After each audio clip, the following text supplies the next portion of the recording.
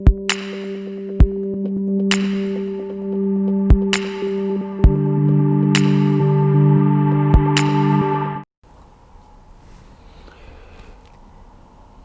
древний философ сказал очень хорошую фразу: единственный путь к свободе – это культура.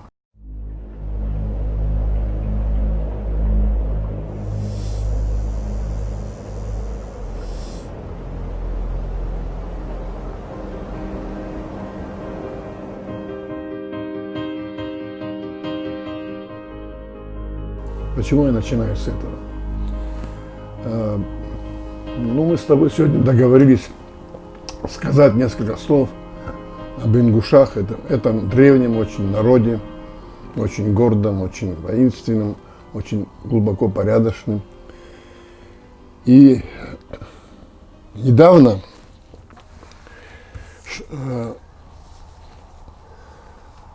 их всех в Ингушетии знают, братьев Джабаги Магомед и Васан Гирей. Это личности были в начале 20 века, когда становилась Горская республика. Фактически они являлись одними из организаторов создания Горской республики на Северном Кавказе. Судьба была очень сложная у них, они не приняли советскую власть, ушли с Белой гвардией в Европу. Джабаги Магомед жил во Франции, а Васан Гирей жил в Стамбуле. Сначала в Польше, потом в Стамбуле. Что здесь интересно? Оба очень глубоко интересовались культурой своего народа, культурой, историей, философией. И вот в 30-м году сохранилось его очень интересное название, его сборника мифов, легенд, преданий ингушского народа. Название мне... Почему я начал свой разговор именно с этой фразы? Дорогая, как называется его сборник так, «Дорогая память о жизни наших предков». Сборник сказок, легенд, песен, пословиц и загадок о том, как они жили, страдали, радовались, любили, защищали честь и родину, верили в Бога и дружбу. Это очень наталкивает на глубокие мысли, вот это вот само название. Вот здесь один миф очень интересный, их много очень, но ингушский миф очень интересный. Судьбе девушки, так скажем. Коротко рассказываю, в конце самый интересный конец. В нее влюбляется один представитель княжеского рода и дает ей задание, если за один день и ночь сделает обувь, одежду, своими руками. Для 60 всадников, которые его сопровождали, он возьмет ее в жены. Осталось, буквально докончить последний чувячок из кожи. А солнце уже закатывается. Она взмолилась, говорит: помоги мне, говорит, выполнить мой заказ. И солнышко чуть приостановилось, и она выполнила заказ. В общем, настал день свадьбы, все. Но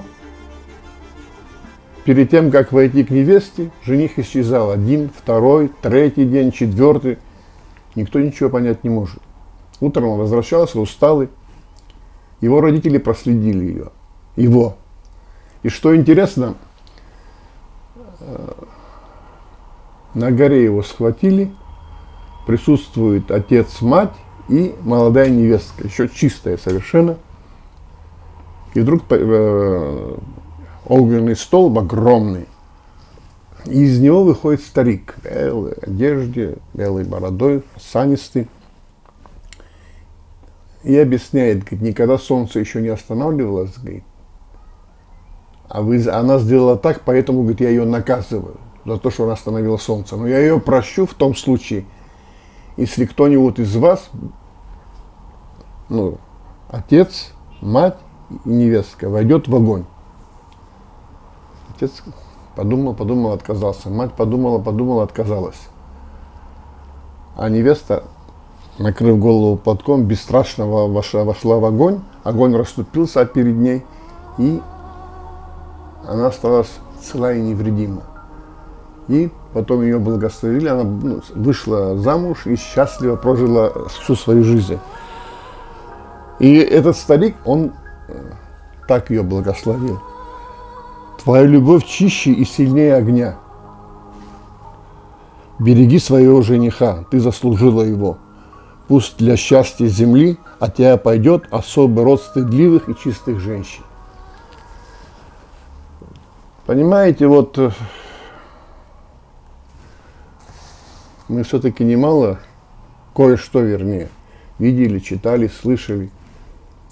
Но каждый раз, когда я соприкасаюсь с кавказскими преданиями, меня поражает их чистота, искренность и очень глубокий философский смысл.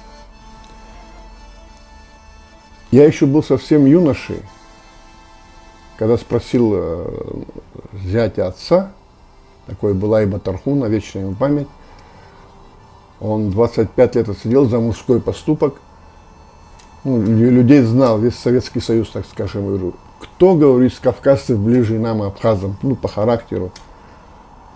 Он так на меня посмотрел, назвал несколько народов, он говорит, нет, говорит, ингуши, я говорю. Он говорит, я сидел с ингушом, это абсолютно надежные люди, говорит. Вот вы видишь, где мы стоим здесь, вот в этом доме он тоже у меня был, я у него тоже был, говорит. Если к нему войдет гость, враг, он его не преследует 24 часа, потому что он вкусил его пищу. Словом не продаст, говорит, всегда рядом станет. И второй случай, я задумался, второй такой случай, всем известно, Первая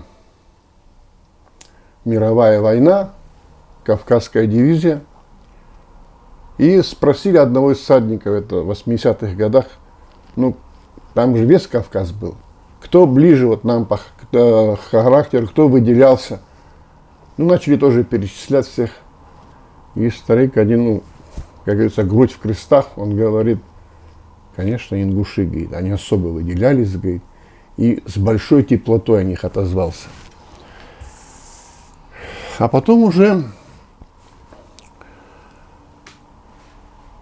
и очень интересно, заинтересовался, потом узнаем, что командиром ингушского полка был абхазец Георгий Мерчул, один из лучших наездников России. Первый был в атаке, и преступление он тоже был впереди, всех прикрывал. И пользовался очень большим авторитетом в ингушском полку. Потом мне попалось несколько книг о Кавказской дивизии, воспоминания офицеров, которые служили с ними. Они просто отзывались в высшей степени, как благородно, именно о кавказцах, ингушах, абхазах, чеченцах, осетинах. Я вот хочу привести высказывание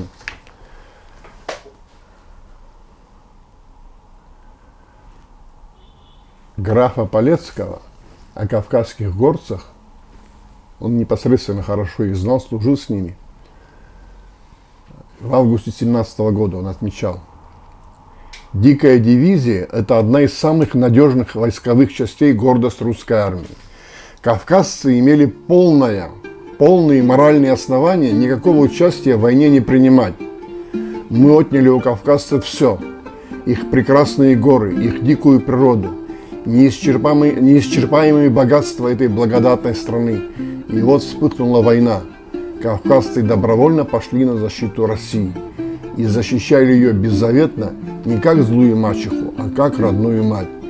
Все кавказцы таковы, в них живет еще истинный дух рыцарства, и на предательство, и на удары сзади из-за угла они не способны. Не против России и русской свободы идут воины дикой дивизии, они сражаются вместе с русской армией, и впереди всех, и смелее всех умирают за нашу свободу». Тут нужно подчеркнуть, что когда в 17 году шло полное разложение царской армии, в Кавказской дивизии не было ни одного дезертира. Это вот ответственность, долг, чувство долга. Я здесь очень интересные судьбы. Вот если бы я был бы вот как ты кинорежиссером, я действительно вот занялся биографией этих людей.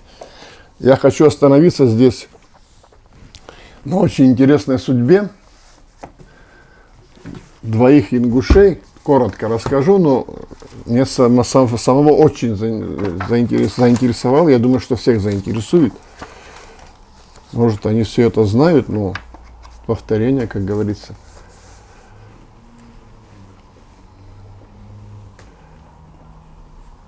Заурбек Тимирканович Боров.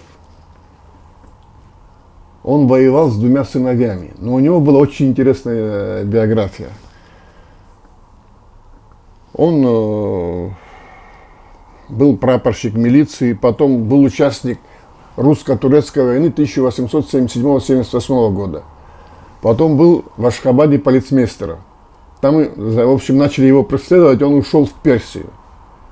В Персии он стал генералом, поднял восстание, стал правой рукой шаха. Ну, по всей России, конечно, был объявлен розыск. Началась Первая мировая война. Он явился, его, как говорится, ну, пошел добровольцем, заслужил полное прощение, возвращение всех наград, до этого он боевые награды имел, еще заработал 3 креста и кучу орденов. Был один из самых старших всадников в дивизии. Он участвовал в русско-турецкой войне, представляешь, уже под 70 лет ему было. С ним воевали 2 его сына, один погиб, а другой в знаменитом бою с австрийцами под Рязанами был представлен к золотому георгиевскому оружию, которое получил. Что интересно, вот в этих сражениях под Рязанами в 15-16 году ингуши в бой шли, а с одной стороны, с другой стороны шли абхазцы и черкесы шли. Очень прославились ингуши, это удивительное было сражение в бою под Рязанами. Когда они отбили, впервые кавалерия отбила пушки, тяжелые пушки у немцев. Был настоящий рукопашный бой, в котором, в общем, работали в основном кинжалами. И несколько рот противника были практически уничтожены. Нулевой вариант, как говорится. И тогда вот в полку родилась вот эта песня. Потому что во главе атаки шел Георгий Мерчули. Это один из лучших наездников царской России был. Полковник. Мы не знаем страха, не боимся пули, нас ведет в атаку храбрый Мерчули. Пушки мы отбили, рады от души, вся Россия знает, джигиты ингуши. Пушки мы отбили, зарадом от души, вся Россия знаю, джигиты ингуши. Не знаю страха, не боится пуля, нас веду атака, храбрый Мерчули. Пушки мы отбили, зарадом от души, вся Россия знаю, джигиты ингуши.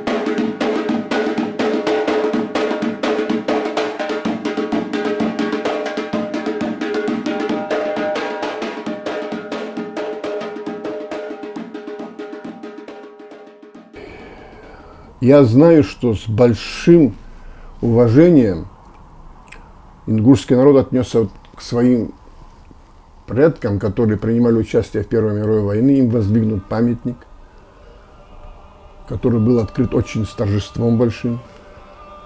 Также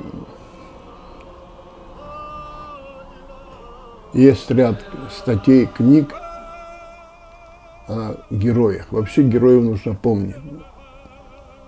На имени героев, на их поступках воспитывается будущее поколение.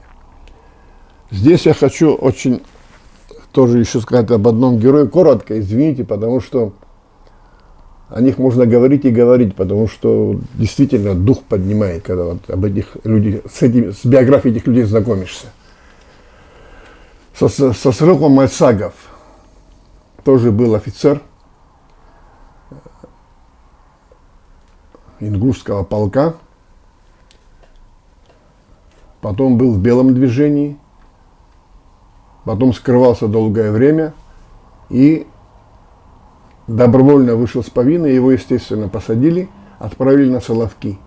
Вот там он с офицером Бессоновым и еще 3 офицерами царской армии совершили побег. Побег ушли в Финляндию. Что интересно, он опубликовал книгу, издал книгу, вернее, в 26 году «Адские острова». Она, насколько я знаю, была переведена, издана в Ингушетии тоже в 96 году. Вообще Мальсагов, род Мальсагова, он очень такой знаменитый род. Все фамилии, все роды знаменитые. Но в Первой мировой войне о них шутили, что Мальсаговых столько, что из них можно один полк сделать, еще один. Кстати, в ингушском полку была резервная дополнительная сотня еще. Это она состояла из абреков, которые вышли, как говорится, из леса, условно говорю. И воевали отчаянно и полностью заслужили, в общем, прощение перед государством.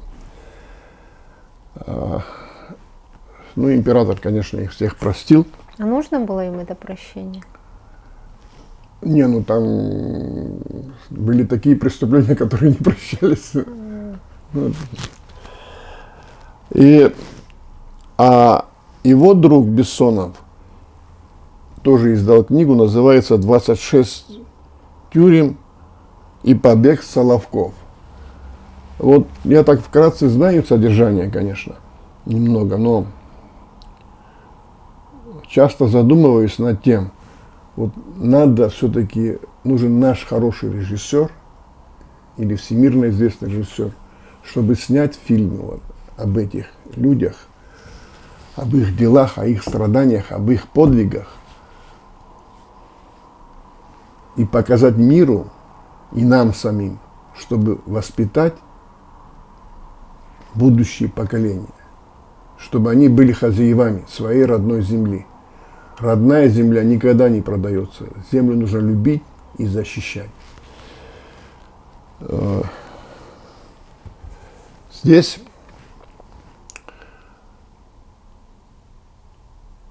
если говорить прямо, то у войнахов, у ингушей, сейчас мы говорим об ингушах, с чеченцами очень много общего. А если идти дальше, вот я говорю чисто из типологической связи, я имею в виду особенно вот с Западным Кавказом, когда знакомишься с их мифологией, культурой, традициями.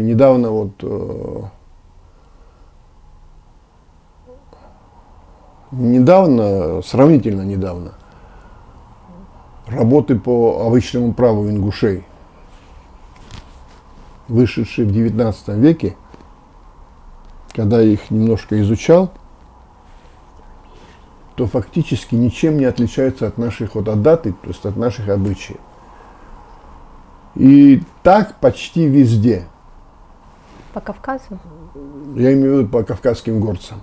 Потому что это единая культура, еще раз, единый этнический массив. Нам нужно забыть все наши, как говорится, ошибки. И научиться с большим уважением, огромным уважением относиться друг к другу. И тогда, я думаю, на мой взгляд, что очень многие проблемы будут решены.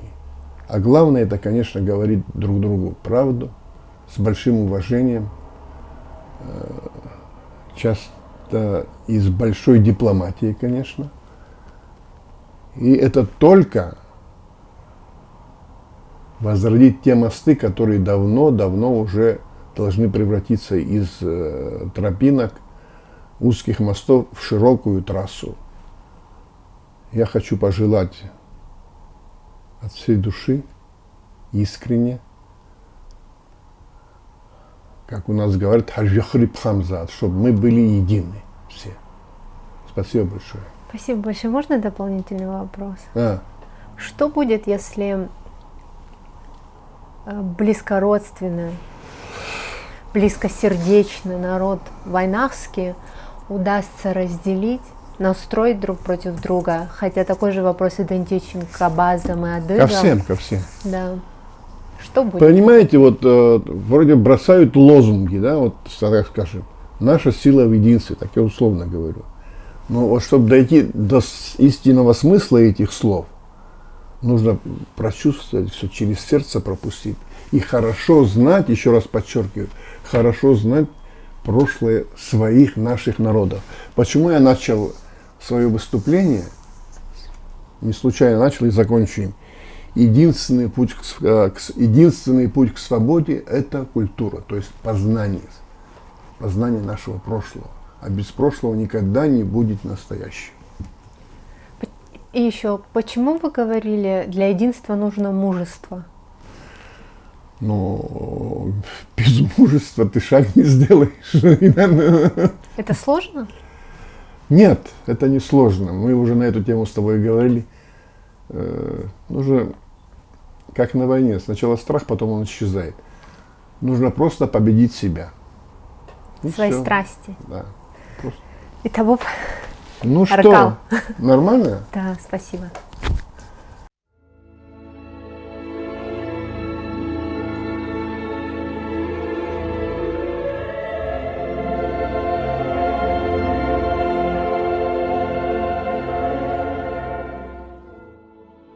Çübehap, Zeyde halkım, Ulamış, ağış, hakışt, oy, bir sınны gazık, oğuşaş, habenni oğlu goy. Ve ilan hans, Lamçı oğlu, Ujmu, oğlu bozu loş, Bakdı, dat ve oğlu nençü, Vaş, elgılı, malışt, hoş.